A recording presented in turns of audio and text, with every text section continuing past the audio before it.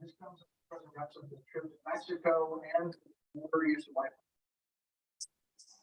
He has done more than any prior president to secure the border and build orderly and he went to the migrant center, which was like a critical place to be. There happened to be migrants at the time that he visited.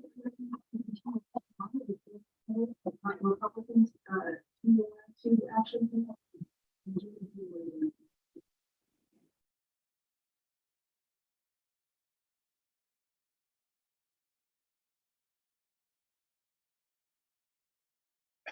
Seriously. That's it.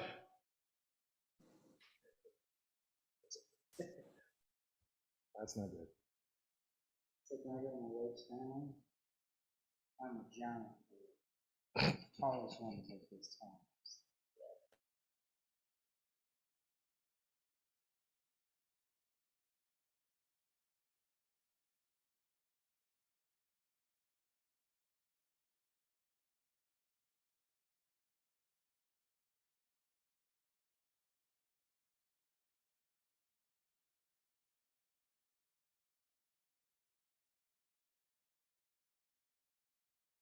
Starting in just a moment.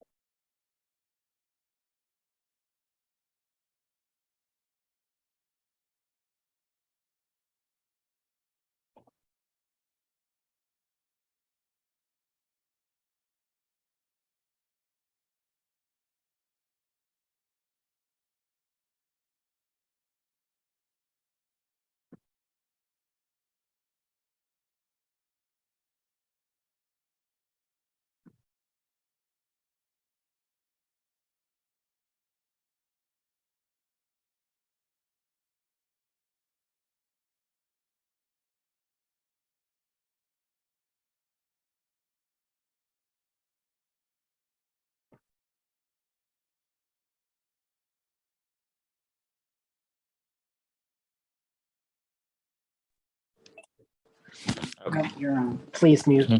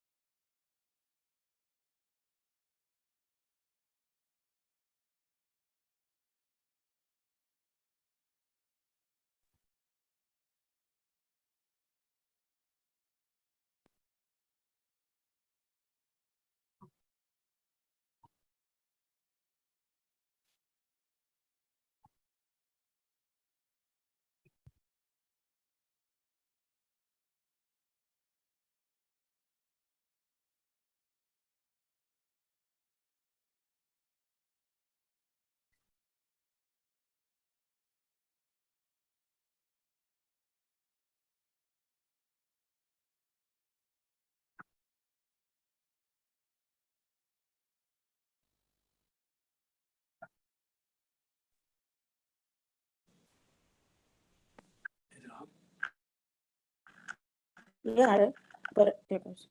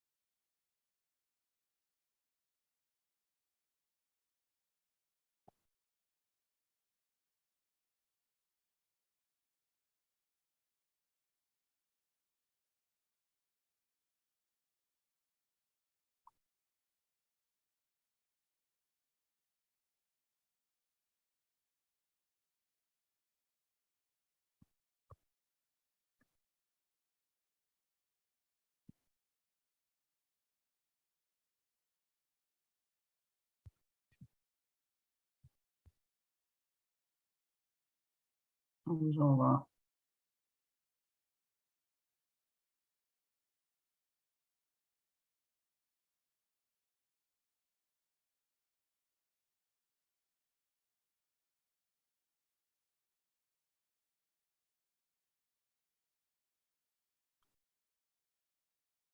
that? Ready? Yep. All right. Wow. All right. Good evening and welcome to Congregation Shari Tefillah. We are pleased that you chose to join us for the second in a series of adult education sessions. Our topic for this evening is the Jewish perspective on sexuality, historically and today. Tonight's discussion will focus on what Jewish law is and the interpretation of those laws, and it is not a position by either Congregation Shari Tefillah nor Bet Shalom. It is an educational discussion on what Judaism teaches us. We have copies of a brief survey at the back of the room that we kindly request you complete after tonight's session before you leave. Those of you on Zoom are welcome to email your comments to educationdirector@sharitafila.org. We will use your feedback as we plan our future events to make them even more meaningful to you. For this evening, we are fortunate to have two distinguished Jewish educators, Rabbi Justin Kerber from Congregation Beth Shalom and Rabbi Sindrau from Congregation Shari Tefillah. Rabbi Sindrau will start us off by sharing his perspective from the conservative traditions, as well as any published positions from the American Orthodox movement. Rabbi Kerber will follow with the Reformed Jewish perspective. There will be time for questions at the end, so please hold your comments until then. We will accept questions from individuals in this room, as well as by Zoom. Rabbis, thank you for agreeing to be here this evening and for your leadership in guiding us through this discussion. The floor is now yours. Thank you. Thank you very much, Gideon. Welcome, everybody. Thank you for coming out tonight. Can everybody hear me appropriately? Good. Our topic is very broad tonight. It was originally a little narrower, and we started off talking about a program on Jewish laws regarding homosexuality, and we've expanded it to cover the Jewish perspective on sexuality in general. This probably means that between the two of us, we could fill the entire hour and still maybe not even get to some of the more interesting issues. So I'm going to start off with a brief overview. I'm going to leave the issue of homosexuality in the conservative movement for later, and I'm more than happy to come back to it and discuss it. But just to start us off with the Jewish view of sexuality in general, there's a couple of points I'd like to make. And the first is that I believe this with regard to many things. I believe it with regard to the Jewish views on sexuality. Not everything that is done in the Orthodox world is the most authentically Jewish practice. Sometimes it is, but not always. Throughout history, Jewish sages have been asked questions about sexual conduct between a husband and wife. Maimonides very famously answers some of these queries, and I'm not going to go into the details. I don't want to get very graphic, but just let it be understood that for millennia, our sages felt that sex between a husband and a wife was a beautiful thing, a gift from God, and they imposed almost no restrictions on it. Contrast this with the widespread misconception that Orthodox Jews make love through a hole in the sheet. I don't think there's any Orthodox Jews who really do that, but that's the perspective that we have, that in Orthodoxy, sexuality is dangerous and bad. And I think that I think there's truth in that in the Orthodox world. So some of the laws of modesty, for example, that say a woman cannot show her hair in public, or a woman cannot pray aloud because her voice is too sexually distracting to men. I don't find these authentically Jewish practices, even though they are Orthodox practices. For me, the most telling thing about Judaism and sexuality, and I'll just throw this out because I'll bet a lot of you know it. When's the best? When is considered a particularly good night for a husband and wife to make love? Shabbat. Now, could you not imagine a religious tradition that says, look, reproduction is necessary. It's got to be done, we're mammals, it's got to be done through sexual reproduction, but not on the Sabbath. Leave that for the secular days of the week. Don't desecrate the Sabbath with sexuality. Judaism's the opposite. It's a beautiful thing. It's a wonderful thing. And it is considered especially meritorious, especially good for a husband and wife. And I understand that right now I'm limiting things to husband and wife, and we're not going to stay there all night.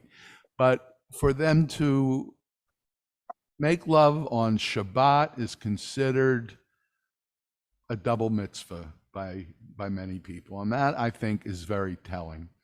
The other thing I'd like to point out is that in general, the Torah isn't overly concerned with sexuality. I think, at least for me, the Torah's view could best be summed up as this is an important part of life. What else do you want to talk about? But there are two things that I think are really, really important to emphasize. Part of the views Judaism has on sexuality include two areas that must be completely devoid of any sexual content whatsoever. One of them is worship. In the ancient world, pagan worship involved sexual rites. Both heterosexual and homosexual acts were part of pagan worship. And the Torah comes along. It's an interesting thing in the Hebrew. The word for a prostitute in Hebrew is a zonah, even today. But a cultic prostitute, one who practices prostitution in the name of a pagan religion, is called, for a male, a kadesh, and for a female, a kadesha, comes from the word for kodesh, holy. It's not that what they do is holy, it's completely unholy, but it has to do with worship. And I think that's why the words are grammatically corrected. Grammatically connected, not corrected. The Torah comes along and says, worship must be completely free of any sort of sexual overtones. The other thing, with the obvious exception of husband and wife, the family must be a sex-free institution. And that is why, for example, the Torah says you are not allowed to sleep with your father's daughter or with your father's wife. let's look at the father's wife thing because it's the clearest example. It's possible that your father's wife and your mother are one and the same, in which case the Torah could simply have said, you're not supposed to sleep with your mother, and everybody would say, well, of course not, and that would be that.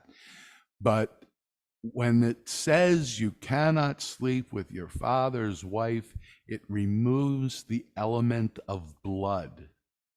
It's not blood incest if your father has a second wife, or, you know, if it was in the ancient world, multiple wives while polygamy was still in existence. Doesn't matter that it's not a blood relative. It's still a member of the family, and the family cannot be sexualized at all. The only other thing I'd like to lead off with is that the ketubah, which is an ancient document and which was created to protect the rights of women legally at a time when they had no legal standing whatsoever. The ketubah was their protection. A ketubah does not obligate a wife to a husband at all. I'm not talking about the English translations you see below the traditional Aramaic text. They're not translations. If they were, you'd be asleep by the time you got halfway through them. The traditional ketubah is a legal document. It is not beautiful. It is not romantic. It will not cause your heart to swell. But for the time when it was written, it was a very important, very essential document. And one of the things that a Jewish husband is obliged to provide for his wife is her sexual gratification. Now think about that. That comes from the ancient world. In many cultures, even today, it would be seen exactly the opposite way. Hopefully, in most cultures today, sexuality is seen as a beautiful thing shared by two people. But there are still some cultures in which this is the wife's duty. There was an old joke about a British woman who gave her daughter instructions for the wedding night. Grit your teeth and think of England. But Judaism says no. Women are sexual beings too. Women have a right to sexual gratification as well. Men should gratify their wives before, let's just say, men should see to it that their wives are sexually gratified. Okay, there is other stuff to talk about. I kind of see that as a branch off of this trunk, so I'm going to stop here and let my learned colleague have some time to speak, and then we'll see where we go from there. Thank you, Rabbi Sandro. Thank you, sir. So let me begin by distinguishing a couple of English words that get thrown around a lot. People use these terms interchangeably, but I think that it causes a lot of confusion. When I hear this, our discussion for tonight is Judaism and sexuality. Okay, what do we mean exactly by sexuality? I'll get there. When I'm talking about sex, I myself am talking about biology. All right, you can do you. There's no law here, but I find this really helpful. I hope you will too. When I talk about sex, I'm talking about biology, reproduction, the mechanics of it, X and Y chromosomes, etc. All right. When I'm talking about gender, I am talking about a set of cultural expectations that are laid, pardon me, on top of the. Oh my God. Oh, that's only the first double entendre you've gotten tonight? Yeah, I'm afraid. There have already been several. Sometimes We gotta get Dennis Sasso in here. He's great at that stuff. I have to get hit over the head with a club sometimes. Gender is a set of expectations, cultural expectations overlaid over sex. And I wore this pink checked shirt tonight purposefully. I used this as a visual aid in a sermon I gave just last month. So some of you may already have heard this, but I was wearing this shirt while in one of my jobs as a hospital chaplain one time, and the head nurse on the unit walks past and says, "Justin, you must be very secure in your masculinity to wear that." And I like, big laugh, and I'm like, "What? Huh?" And then I realized, oh, wearing a pink shirt, everybody knows pink is for girls and blue is for boys, right? See? That's gender, okay?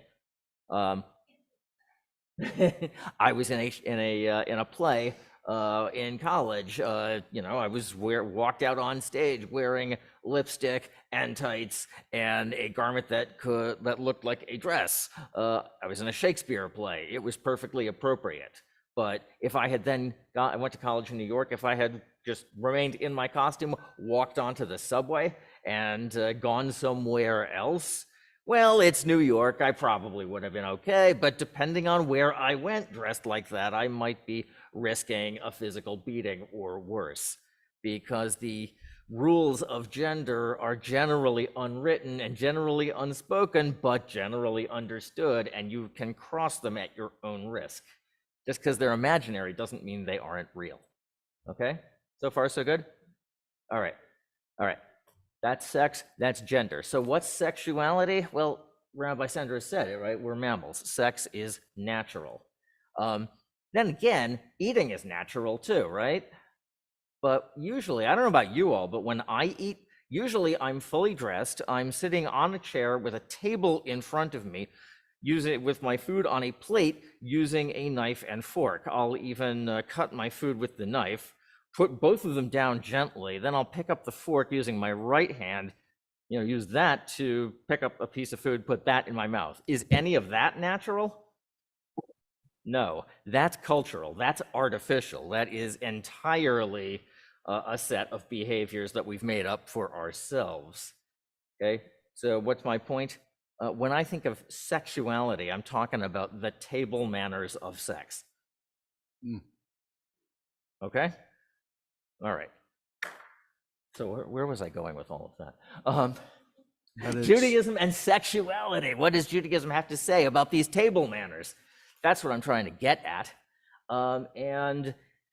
One of the things I love about Judaism is it's honest, it is real, and it is right from the beginning, I would say, very sex positive. What is the first commandment in the Torah? Be fruitful and multiply. Thank you. Be fruitful and multiply. I also want to mention, I'm guessing that for most people, this isn't a revelation, but I don't want to assume. There are people joining us tonight who are in the process of becoming Jewish. I want to say that the idea that the story of Adam and Eve is a story about a sexual violation, and the sin of Adam and Eve is sexual, is a Christian idea. That is not native to Judaism. We make a lot of assumptions because we are part of a predominantly Christian culture, have been for centuries. The very idea that the fruit in the Garden of Eden is an apple, that's a Latin pun. That's the Vulgate. Thank you. Yes, because the word for apple in Latin is malus, but that word also means evil. And so Christian artists began painting the fruit of the tree of knowledge of good and evil as an apple. But that is not a Jewish tradition. That's something else. But while I'm thinking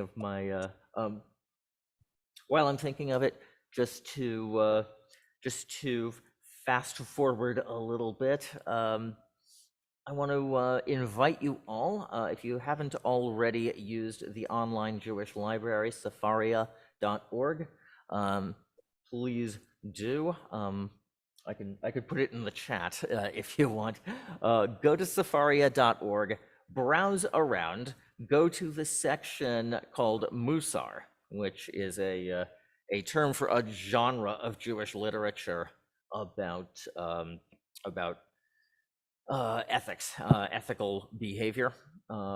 Click on Musar, you'll see a bunch of Musar titles. You will find my rabbinical thesis, which was a translation of a book called Sefer HaYirah by Rabbeinu Yonah of Gerona, Spain. It was a lot of fun to write this translation. As far as my thesis advisor and I knew, it's the only translation of this work into English. It's like a pastiche of Talmudic laws culled together, talking about ethical behavior from the time you get up in the morning to the time you go to bed at night.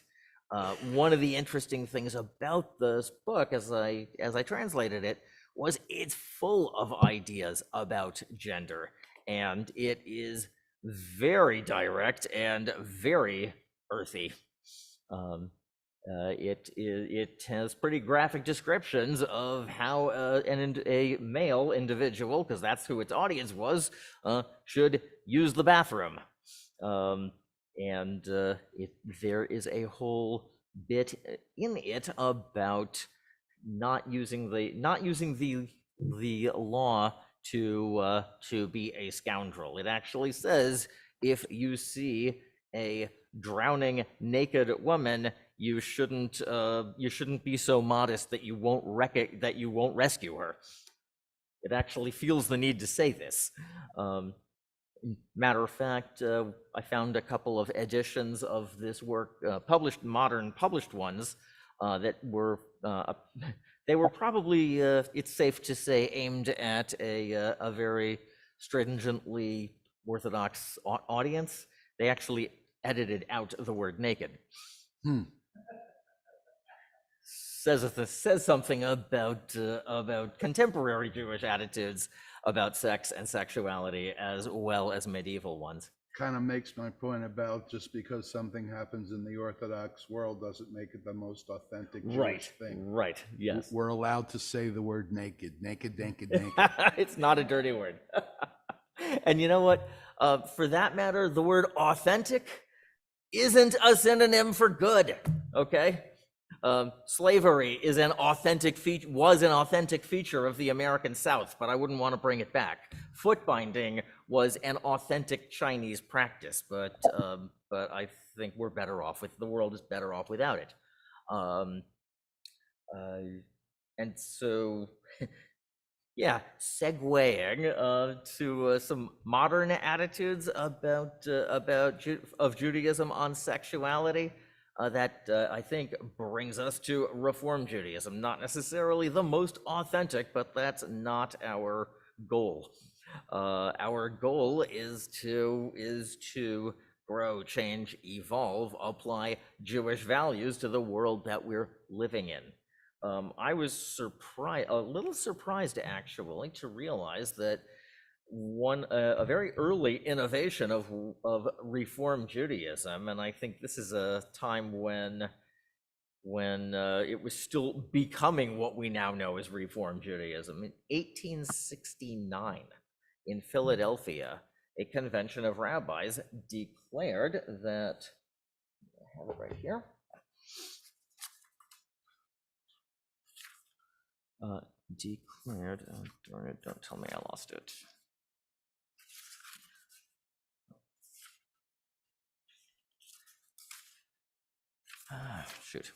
Declares, here it is. The Rabbinical Conference of Philadelphia in 1869 passes the following resolution. The bride shall no longer occupy a passive position in the marriage contract, but a reciprocal avowal should be made by the bridegroom and the bride by pronouncing the same formula accompanied by an exchange of rings. I was surprised a couple of ways. I was like, wait, what do you mean that was, they didn't do that before? And at the same time, I was like, wait, that was as far back as 1869? To this day, in not Not everywhere. There's a lot of variation within Orthodoxy, but in some Orthodox congregations, there is only one ring going one way from the husband to the wife. He acquires her. The term is kinyan. That hasn't been the norm in liberal Judaism since 1869. Oh, and by the way, and then I'll stop talking. This here is a copy of the Reform Rabbi's Manual. This is the 1961 edition. Books that I have tell the story themselves. This here, which I was gifted by the Central Conference of American Rabbis, the Reform Rabbinical Association, upon my graduation from the Hebrew Union College, is the 1988 edition. It's got quite a bit more detail, a few more services, a few more options. After I graduated from the Hebrew Union College, I worked in a pulpit in St. Louis for a few years. After that, I got more into hospital chaplaincy. Upon getting back into the pulpit rabbinate here in Indianapolis, in 2019, I had learned that there had been another edition of the Reform Rabbi's Manual. So I was eager to buy myself a copy at the 2019 URJ Biennial Convention. It's too big to get out where to put it. This is what we use now. It is, things, as you can see, have literally exploded even between 1988 and 2015.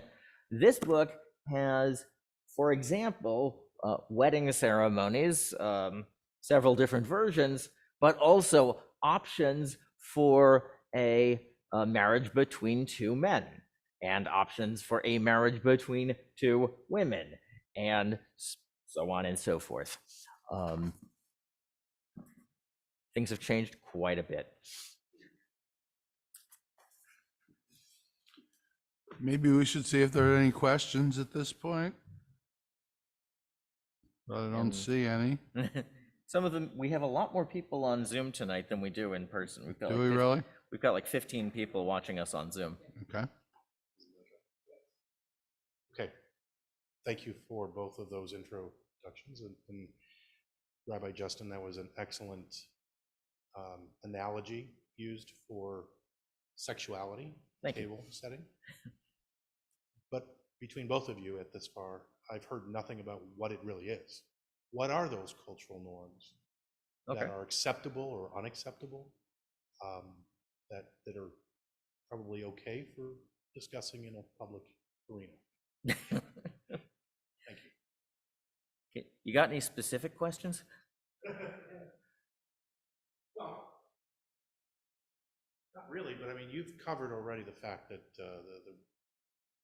that the reform, by this example, has the book has the ability to have a wedding between two of the same sex, right? I myself have not performed one yet, but only because no one has asked me. Sure. I'd be willing to perform one. And I'm not interested. I'm already married. Oh, okay. Thank you. But nonetheless, the point being is, what are the table manners? Is there a book of table manners that would help us go, well, these are the things that are acceptable?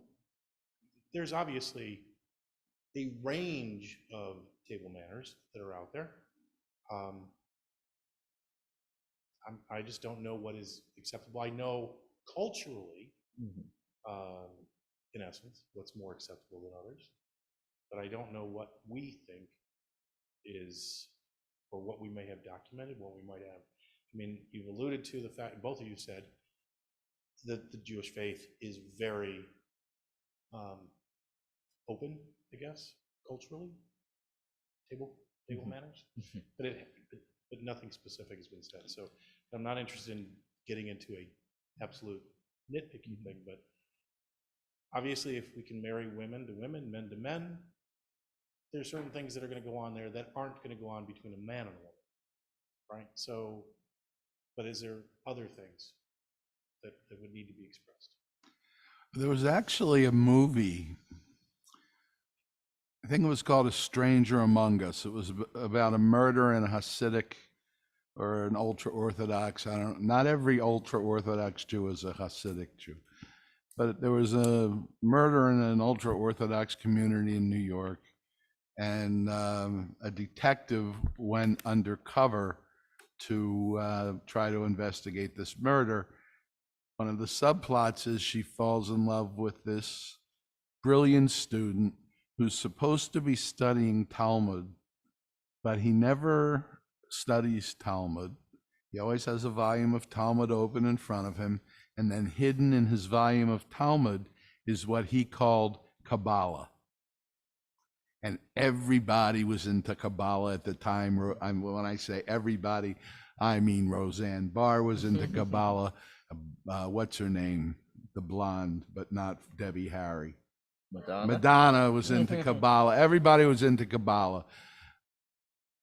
All of a sudden, and here's the thing, Kabbalah is not a book, by the way. You can't go to, it's like poetry. You can't go to the Barnes and Noble and say, I'd like to buy the Kabbalah, or I'd like to buy the poetry. One makes no more sense than the other. Kabbalah is a genre of literature. It's Jewish mysticism. As far as I know, there's only one book in the entire body of Kabbalistic literature, one book that's essentially a sexual manual. Here is how to have sex. And she, the actress, I forget who it was, the detective, there you go, asks this young man, read me some of this Kabbalah you're always into. He reads her something very sexy. I started getting teenagers knocking on my door, asking me if I had Kabbalah they could borrow. And I would say yes, and I would give them this introductory book on Kabbalah. And they'd always, and they'd say, no, this isn't the Kabbalah that I meant. And I said, you mean the Kabbalah from the movie? I got bad news for you. That's really not what it is. But there actually is, in the ultra-Orthodox world, I suppose, a precursor to books from, I guess, the 60s or 70s called The Sensuous Man and The Sensuous Woman, which were actual sexual manuals.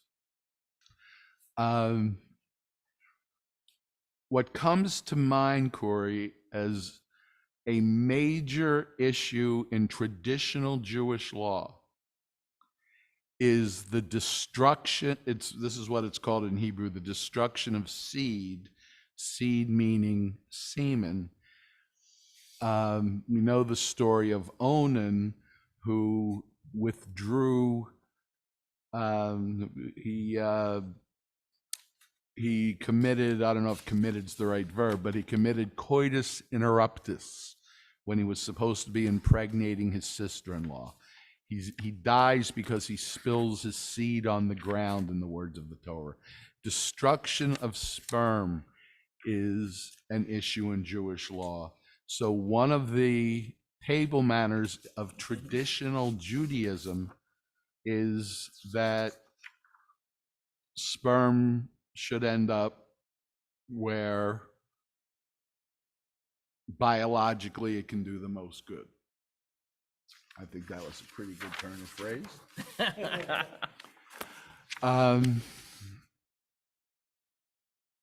I think it's probably, are there questions you wanted? Okay, go ahead. Actually, So this is a question from Ren on Zoom. Are there changes being made for gender-neutral language in marriage contracts? Can I, before I speak to that, can I give my answer to yeah, Corey's of question course. about the table manners? Sure. Okay, so while Judaism has been, I think, sex positive from the get-go, whatever Jewish movement you're in and whatever expression of it you're in, some things are universal. It's pretty sex positive, and modesty is a Jewish value in whatever case.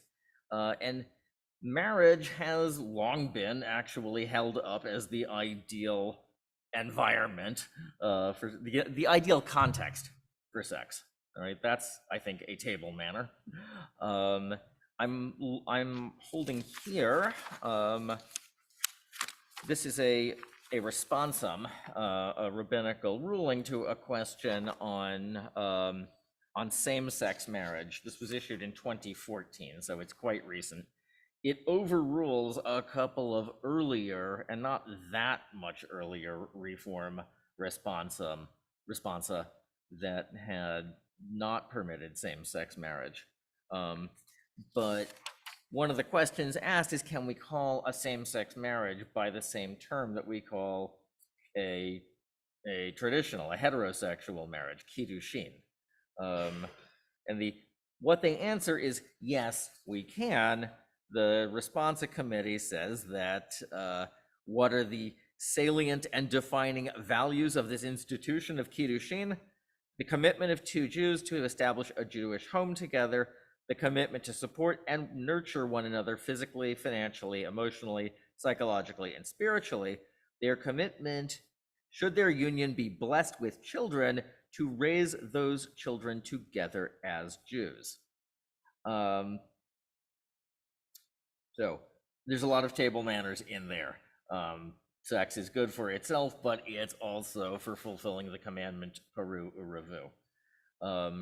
And by the way, in general, polyamory is bad Jewish table manners. In general, I just said. And up until quite recently, I'd have left it at that. But as a matter of fact, the last book I brought, I promise, but I had to show and tell this one. This is the fall 2022 issue of the Reformed Jewish Quarterly. There is, in fact, an article here toward a new framework for Reformed Jewish views on polyamory. I promise you, this is not normative right now. Am I the only one who doesn't know what polyamory is? Okay, Poly, more than one. yes. Amory, amor, love. What's it mean? Meaning, i.e., can you be in a committed, non-dual relationship? Can you have a committed, holy relationship with beyond just a married couple? Okay, right, a non-monogamous relationship.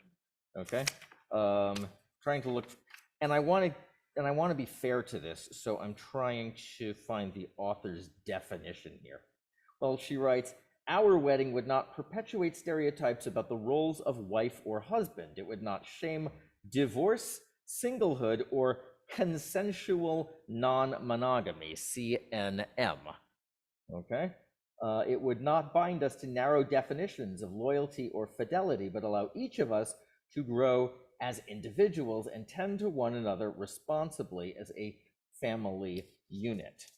She continues, polyamory remains at the margins. Many Reform rabbis know or surmise some of our congregants and community members have more than one romantic partner simultaneously. All right. Now, again, this is not normative Reform Jewish practice, but I have to say that I was reading this, kind of doing this a little, until I came to this line. We pray the Amidah daily, invoking a polygamous marriage. Yet we do not often envision the possibility of polyamorous constellations in our midst.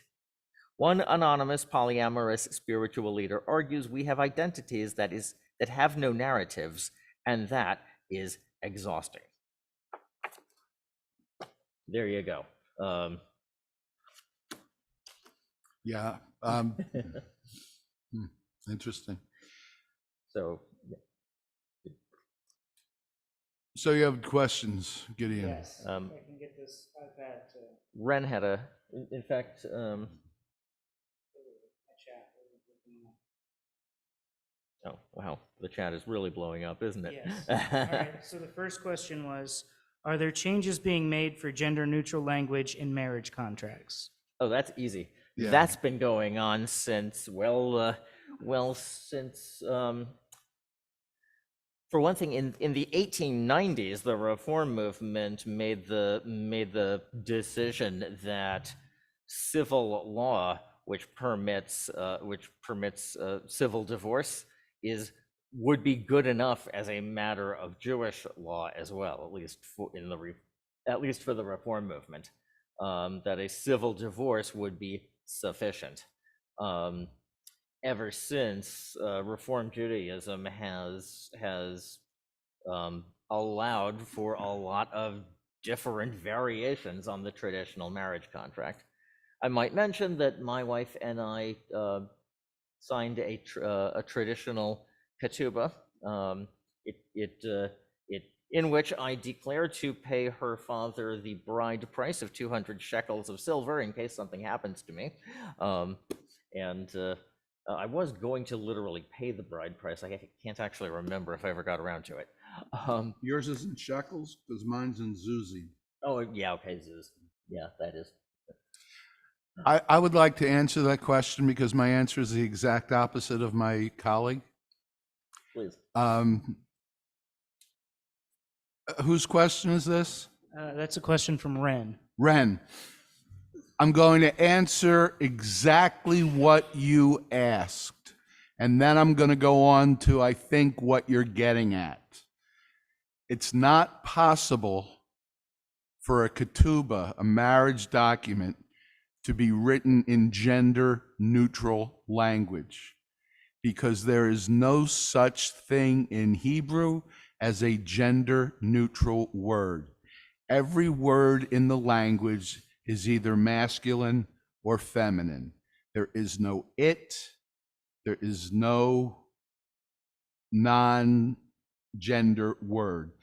So the text of the document is not gender neutral if it's in Hebrew. It can't be. But what is happening, and I think this is what Rabbi Justin was referring to, is that ketubahs are being written in a way that is more egalitarian. And that has gone on for a long time, including in the conservative movement, where some important halakhic changes were made to try to obviate a problem in Jewish law should a marriage, God forbid, end in divorce. But being very specific about what you asked, Hebrew can't be gender neutral. It can be more egalitarian, and that's what's happening. All right, I have a second question from Ren.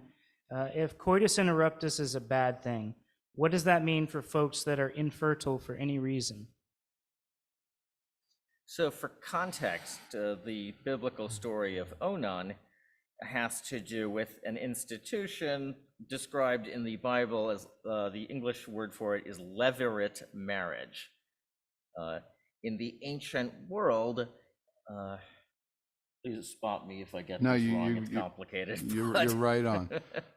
A man dies childless.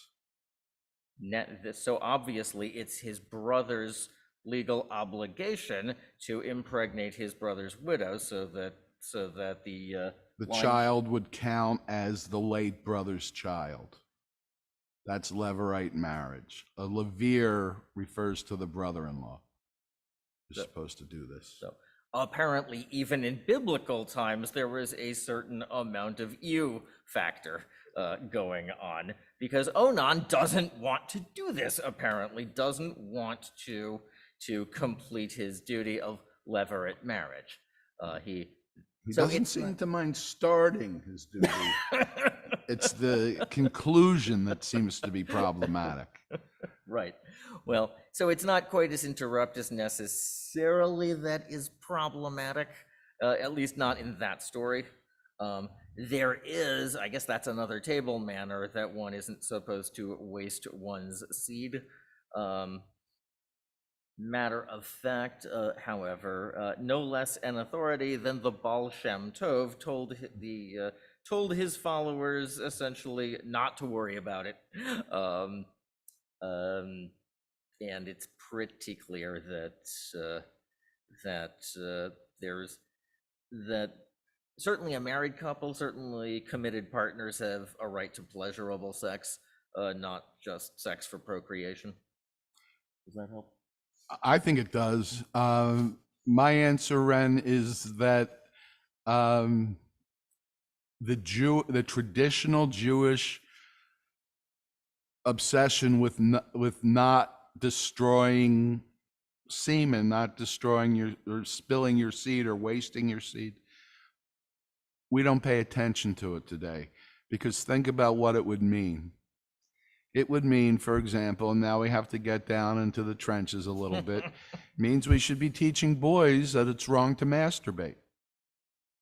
Try telling that to a 13-year-old boy. It's not going to work out real well. As a former 13-year-old, I'm not admitting to having done it. I'm not saying a word. I'm just saying that it's not just coitus interruptus. There are all sorts of sexual activities that end with ejaculation not inside a woman, and I don't know of any modern non-Orthodox rabbi who would counsel that those things are wrong. This next one comes from Jeff Bublik. Not to stereotype, as my gay hairstylist once said to me, I would never choose to be gay given the society's stigma against it. Based on that statement, it appears to me that same-sex attraction seems to be part of nature. If so, how does one reconcile this feat of nature with Torah teaching? That's a superb question. I think maybe the most important question of all with regard to the way this program was originally, no pun intended, conceived as Good one. Good one. Dennis who? Don't tell him I said that. Now that's really it.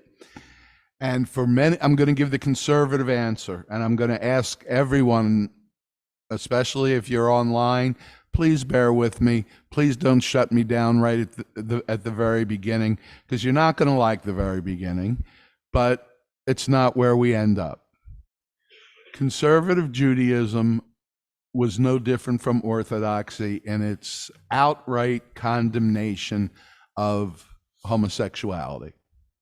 The Torah forbids, in the words of the Torah, we can debate what it literally means, but the Torah says, among other things, the famous passages, Leviticus 18, do not lie with a man like you do with a woman. It's an abomination.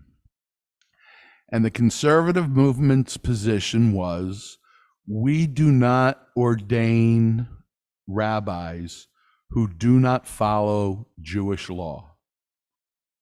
So if you wanted to be a conservative rabbi, but you didn't observe Shabbat, you wouldn't be accepted in the seminary. You don't observe Jewish law. If you wanted to be a conservative rabbi and you didn't keep kosher, you couldn't get into the seminary because you're not observing Jewish law.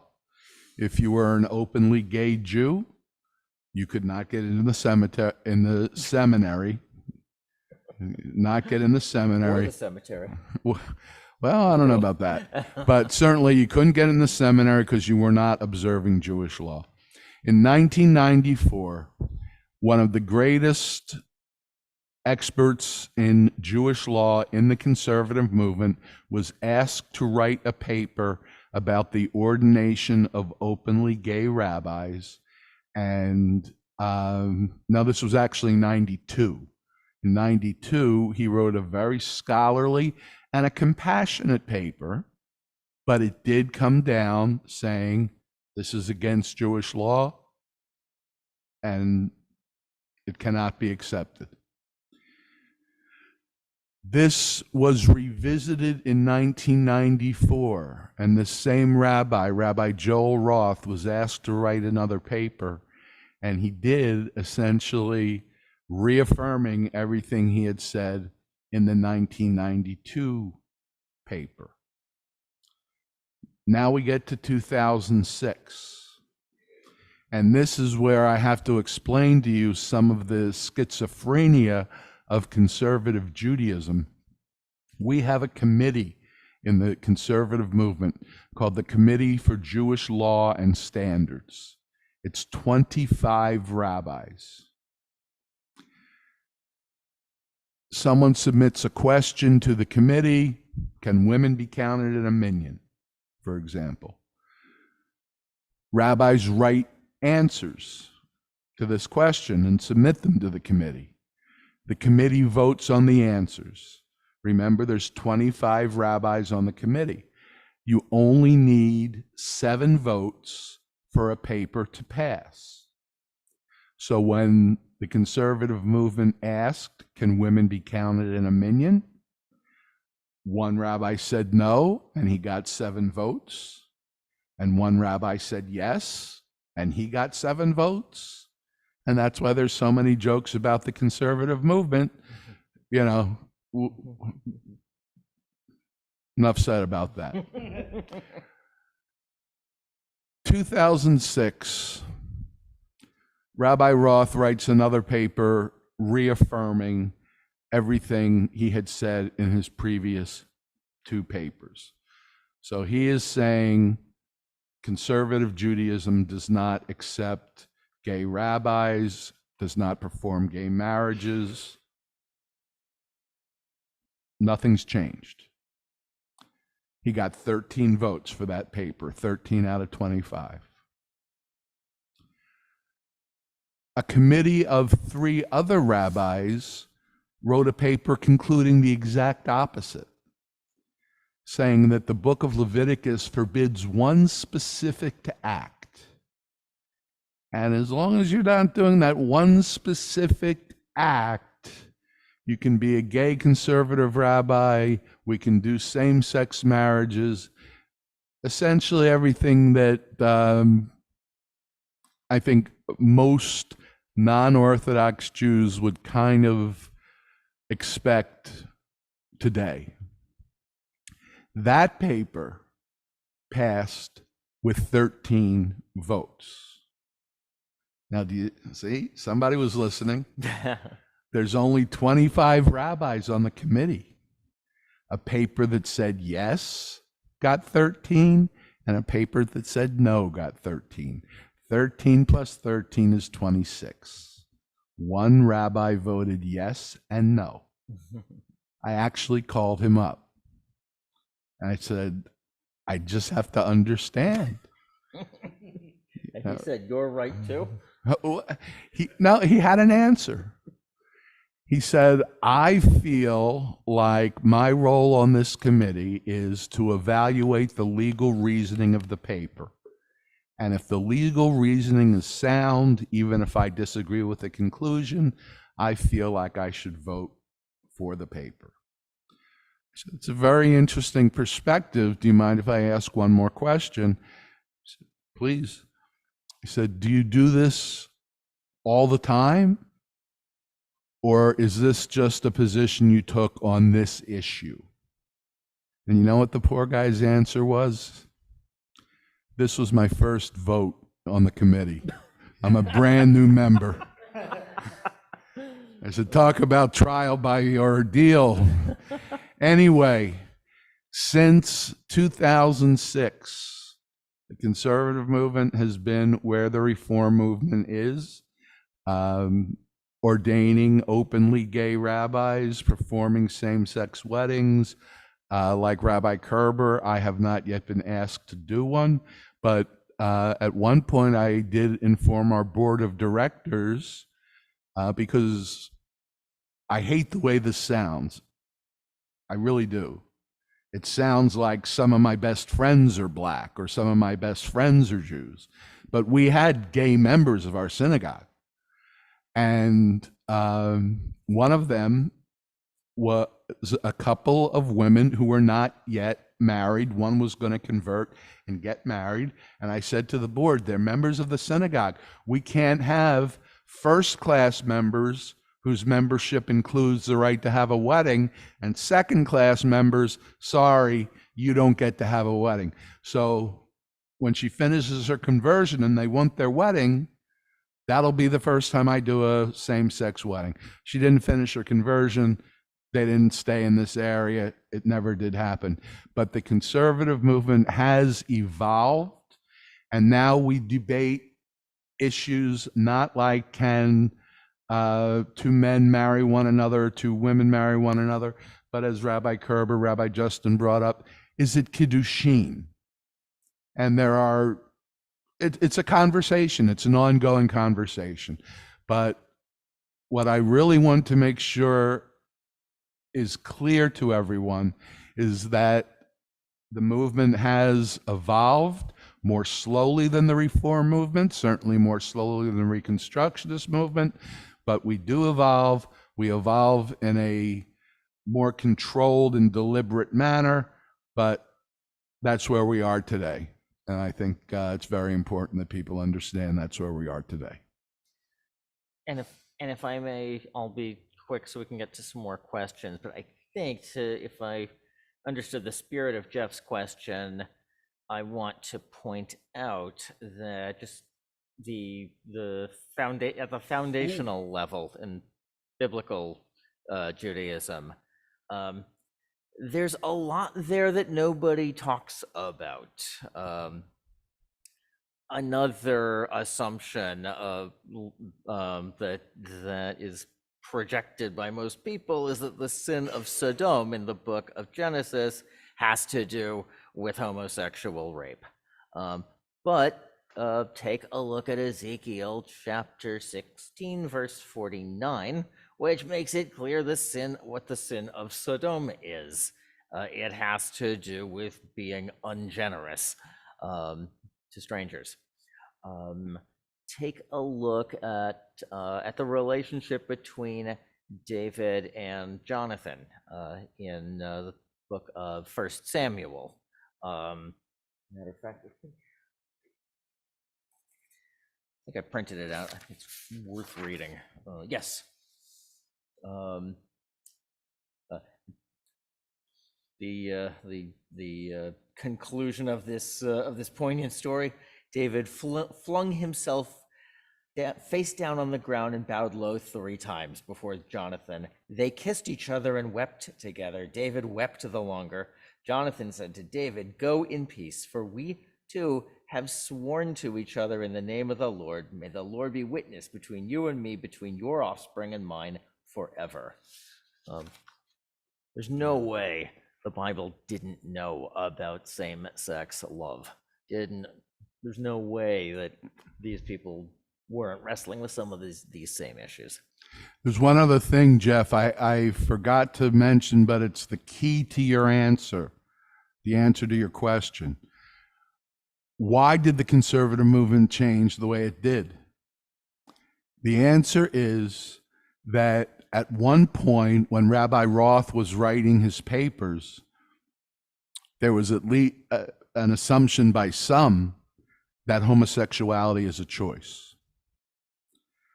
Keeping kosher is a choice. Observing Shabbat is a choice. When we began to learn that homosexuality is no more a life decision than heterosexuality is, that removed a lot of the stigma against it. That, you know, it's not the same as saying, well, I know that God said don't eat shellfish, but guess what? I like lobster. You know, this is the way people are born, and they have a right to a full life in every sense of the word. I don't think there is any biblical or Talmudic prohibition against female homosexual sex. Talmudic, but it falls under the line of a nice Jewish girl doesn't do this. Right. There's actually, you know, there's nothing in Judaism that says you can't have sex before marriage. But the rabbis, the ancient sages, made a rabbinic law that a woman cannot go to the mikveh until immediately before her wedding, assuming no nice Jewish boy is going to sleep with a woman who hasn't been to the mikveh yet. Also, as a matter of fact, the act of sex can complete a marriage. It's very much frowned upon. Yeah, it's one of 3 ways to yes. get married. Yes. You can get married by document, you can get married by an exchange of a valuable object, which is what we do, the rings, or you can get married by what's called bia, which literally means entrance. Entry. Yeah. Yeah. Yeah. And the Frowned rabbi upon. said, yeah, That's it's not a good- not a nice way to do it, but yeah. All right, our next question comes from Dr. Mark Kappelman. How does contraception and elective abortion fit into the views of Reformed and Conservative Judaism?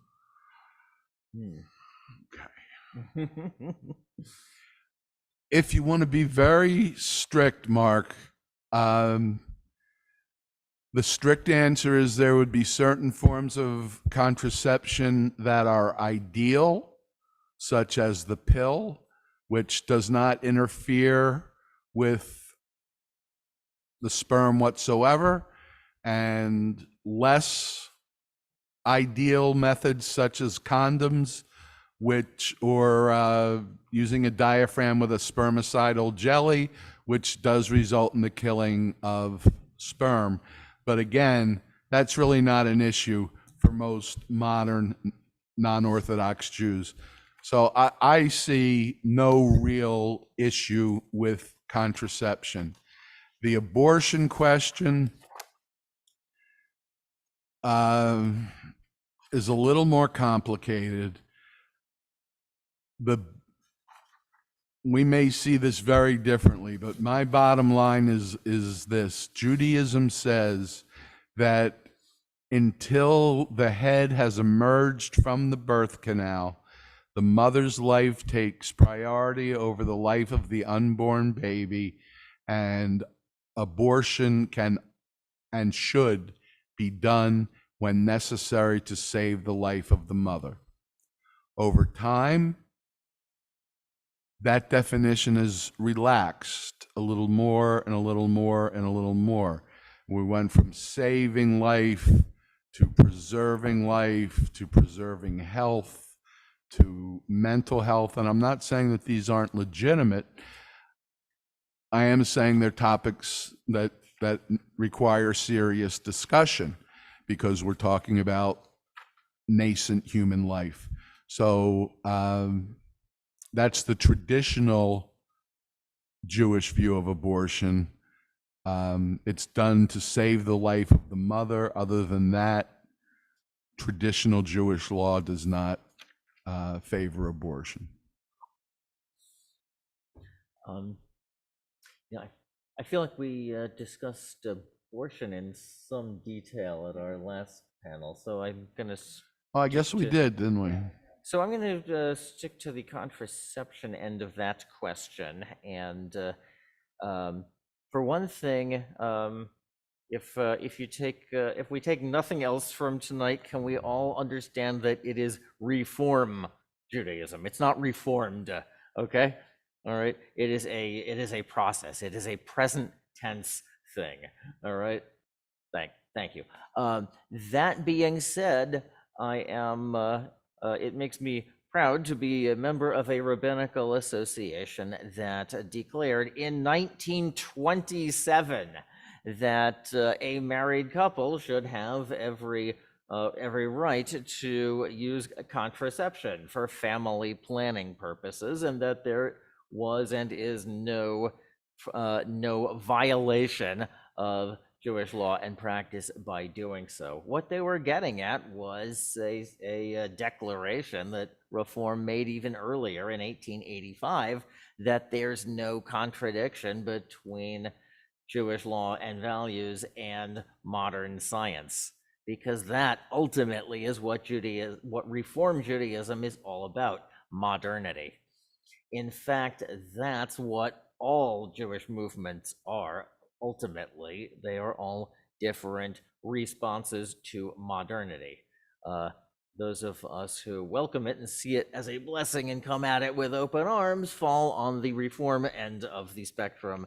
Those of us who are suspicious of it and want to hold it off at all costs and keep it at arm's length fall on the Orthodox end of the spectrum. We're schizophrenic. We're in the middle. But that explains the schizophrenia. Yeah, absolutely. Right. And ultimately, no people has been as blessed or as bruised by modernity. So whatever your attitude is toward it, you can be forgiven. That's a good statement. I actually have two questions, but the first one is, and you might have said it at the other series, I didn't attend that one. What about female rabbis in the conservative movement? I already know that they can be in the reform. So how do they feel about that, since women now can go on the beam in the conservative movement? Because I remember at the time, and I've never been bat mitzvahed because it was not appropriate at the time. So I would like to know how the conservative movement sees for female rabbis. I have no idea how many conservative female rabbis. So there are. A lot.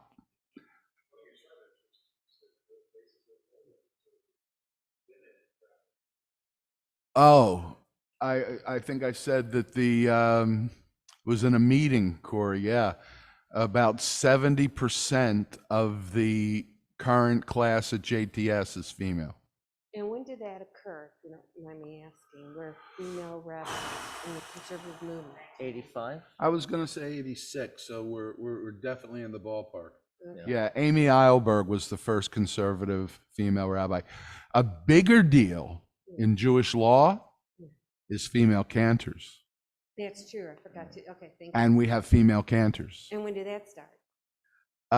Subsequent to the rabbinic decision, so I would say in the early 90s, and it was done in a way that was very controversial.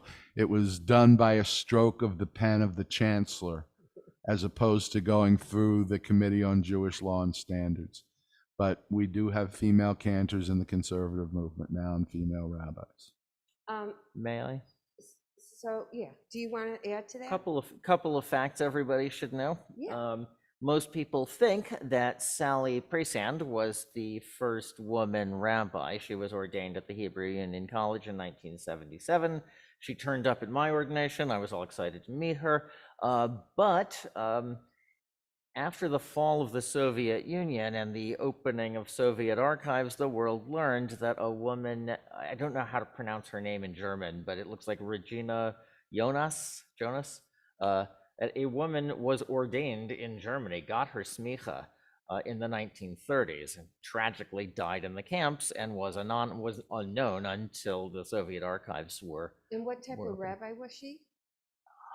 None of the above, I don't think. Or in fact, I think her smicha was traditional, which arguably makes her Orthodox. I want to point out that at the time of the Great Hasidic Revival in Eastern Europe, there was a woman known as the Maiden of Ludomir. A woman, essentially, she didn't have smicha, but she was essentially a woman Hasidic Rebbe. Really? And when Really was the and truly. first Reform female rabbi? That was Sally Presand in 1977. And Cantor. No, that's a totally different thing. I have no idea who the first woman reform cantor was. Okay. The other thing we should all understand is that while Orthodoxy moves at a glacial pace, just as the glaciers have speeded up, so has Orthodoxy. And I thought this morning, damn, I should have invited my friend Maharat Rory Picker-Nice from St. Louis to join us on Zoom. Modern Orthodoxy is ordaining women at a ever increasing rate. There is this role that has been created called Maharat. That is a Hebrew acronym for something, I forget exactly what, but it is, for all intents and purposes, a woman rabbi.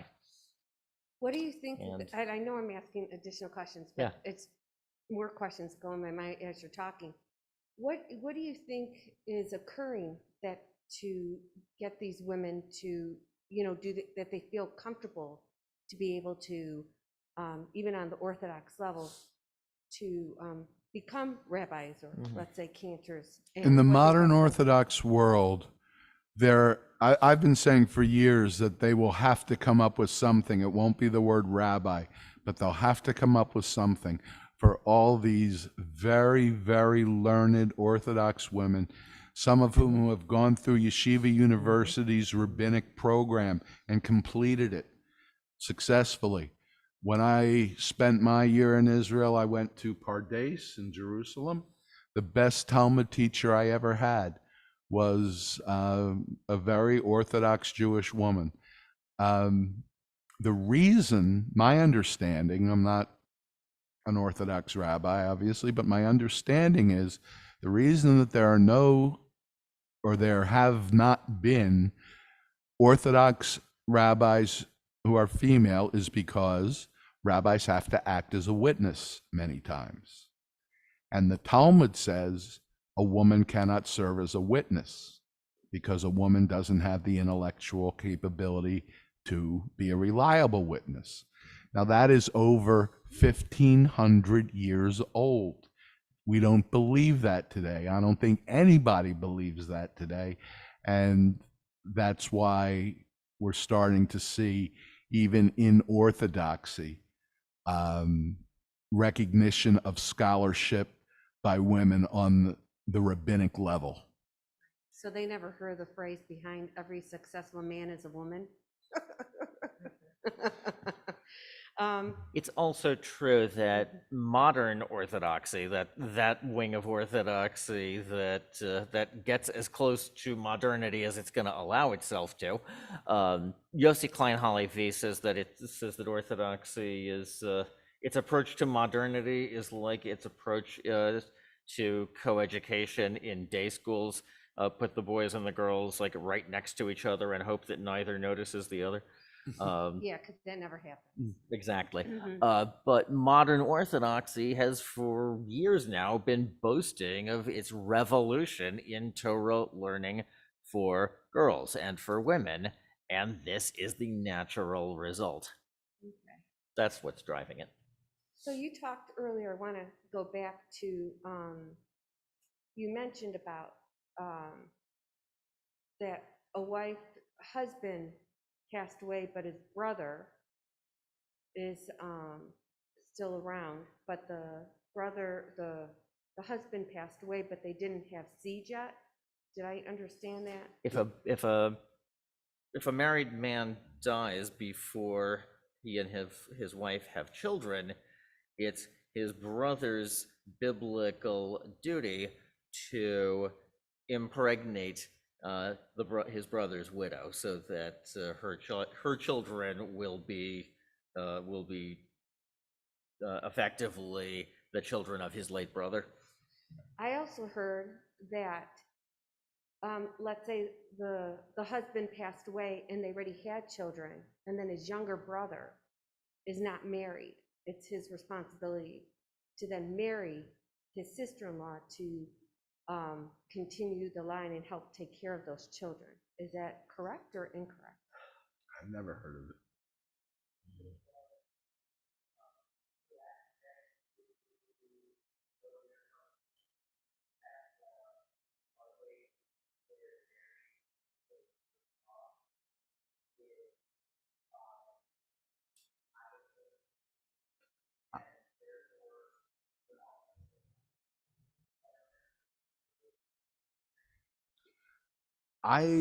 I'm just not aware of anything.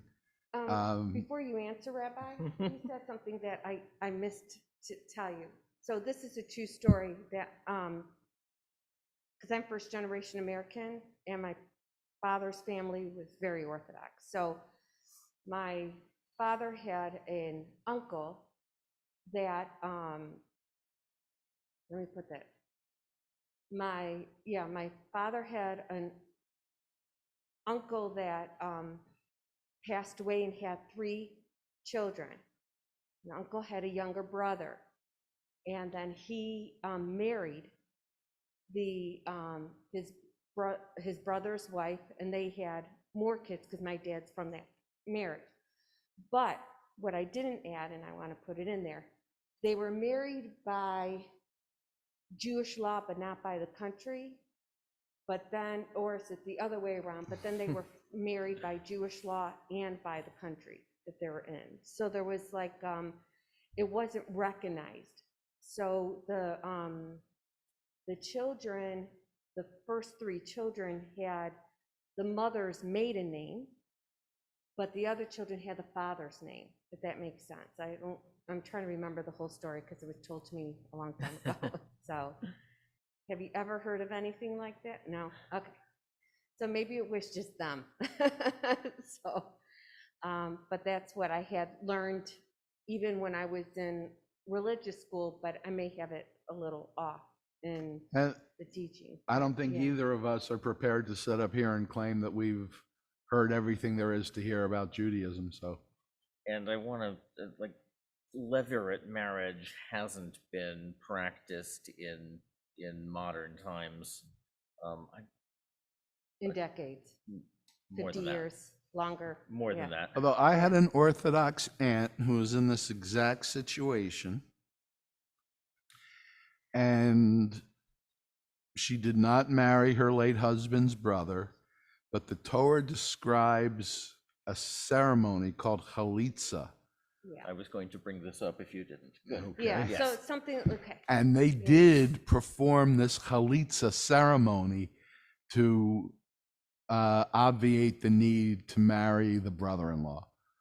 Yeah, I think it hasn't been practiced in what, like 75 years, if not longer, but. Longer than that. Yeah. It hasn't been practiced in a long time because even Yeah. among the most stringently Well, my observant father would be among almost us, 100, they would so, rather yeah. undergo chalitza, which Right. involves taking a sandal off of the woman, taking a sandal off of her foot and slapping the husband, the Right. brother across the face with Right. it. They don't practice it anymore, but Yes. yes, that's Right. what, okay. Right. I was just curious of Right. the understanding of it, Now- because some of the stuff is so old school, we don't do that anymore. Well, that's what liberal Judaism has come along to free us from by saying this is no longer meaningful. Even the chalitza ritual is obsolete. Right, We right. can do without it. And just if I could just add, when I did my religious education, which I went up to my junior year of high school, it was taught by Orthodox people. So the views from Reform to conservative and how we're taught, it's a little more strict. That's all I meant. Yeah. Thank you Cool. for your time. Sure. Thank Sure. you. Thank you. I think I have one more question from Zoom. This is from Ren. The reason I ask about gender-neutral language is that egalitarian language is helpful, but there are folks that are neither male nor female. So if a ketubah cannot have neutral language due to Hebrew's gendered nature, how would we be able to sign one? Would it be halakhic? Let me say, no, it probably wouldn't be halachic, but that doesn't necessarily make it impossible. Lots of reform ketubot aren't halachically binding, but are still considered valid ketubot from a reform perspective. Does that make sense? Let me also say that just as we are wrestling with language in English, and we are in the midst of a big international Donnybrook about gendered language in English, namely the whole question of pronouns. So too, there is indeed an attempt going on in Israel to craft a less gendered option, if you will. And I don't know enough about it to explain how it works, but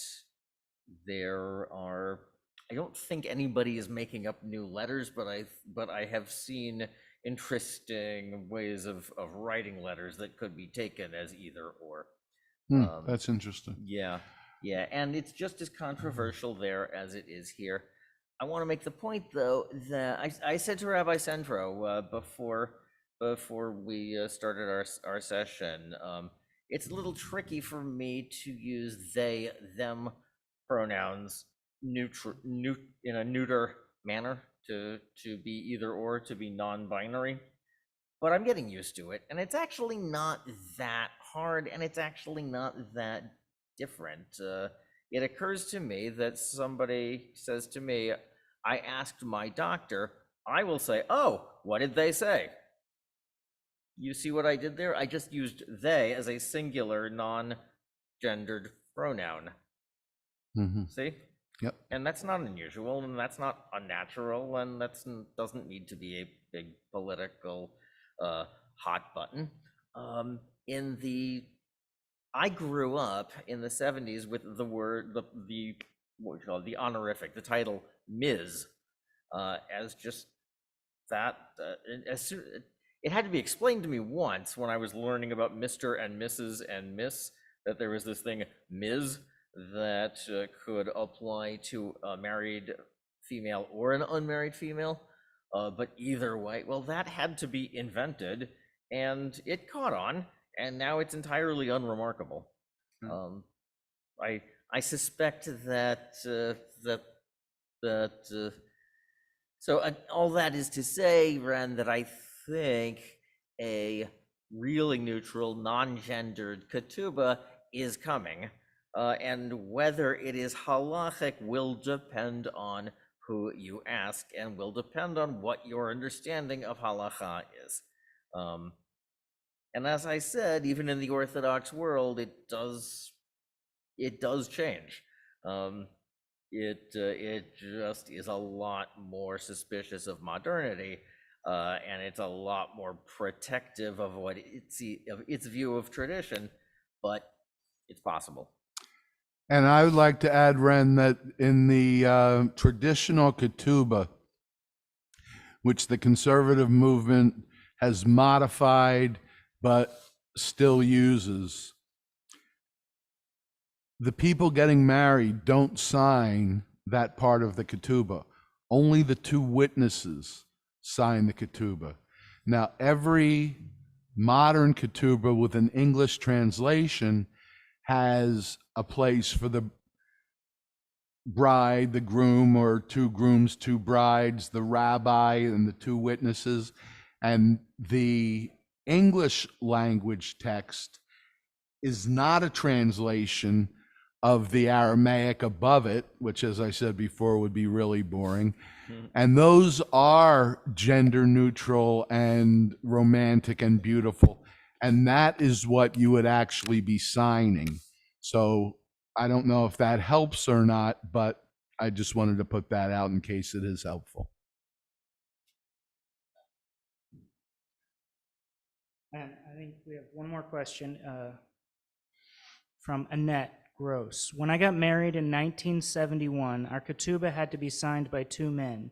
Can women now sign a ketubah? Okay, I'll go first. And my answer is yes, but. I have no problem with a woman signing the ketubah, zero.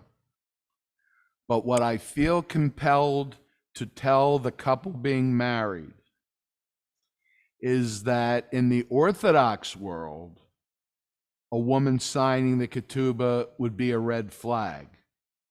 Why do you care?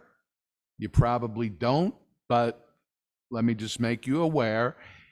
You have children, they grow up, you send them to the academy, one of your children meets someone Orthodox, and now in the Orthodox world, they're being more careful about who is a Jew, and they may want to see your ketubah. And if they see a female signature on that ketubah, it could be an issue then. That's not of concern to you. I have no problem with a female signing the ketubah as a witness. And what I tell people, couples that come to me wanting to get married is that what makes an appropriate witness is it should be someone who's Jewish, and it should be someone who is not financially interested in the outcome of the wedding one way or another. So not someone who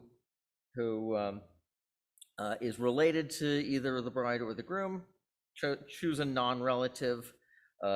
Choose someone who isn't gonna gain if doesn't stand to inherit any of the money if the marriage fails.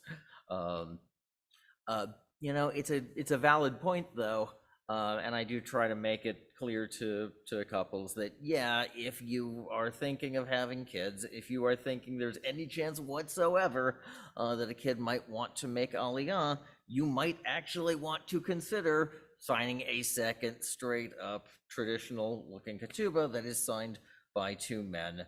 And that way, no one will have any reason to be suspicious.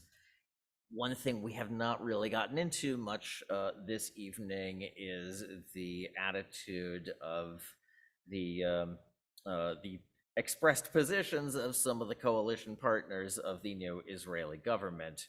But several of these Israeli political parties are very much on the record as of opposing LGBTQ inclusion, any kind of gay equality. And I find that to be really real. I think the best word for it is a shanda. I think that is a disgrace. Well, if we don't have any more questions, I think that wraps it up. Thank you, Rabbi Justin, Rabbi Ben, for Thank you. putting this on for us. I really appreciate it. For anyone on Zoom, if you guys have any questions or comments, you can email the education director at sharitafila.org. And for the rest of you here, we have papers in the back if you want to fill them out, rating the event or any comments you want to add to it.